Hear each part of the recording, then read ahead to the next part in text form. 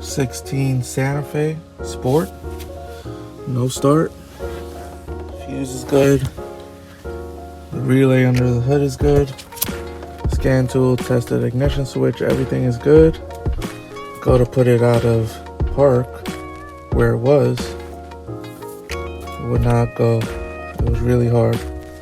Took this console apart, took the cable off here. This went into gear easily, as you can see.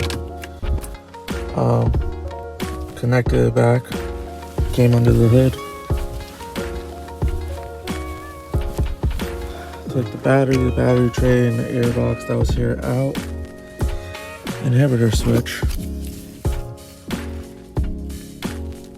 Corrosive, rusted. Same one there, cleaned that up. Came and checked the cable manually. That worked. This moved freely. Once I took the nut off here to check the cable, took the nut off here, took the 2 10s off here, I was able to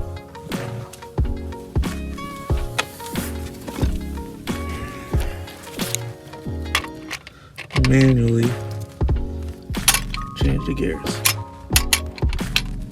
So, diagnosis, bad switch.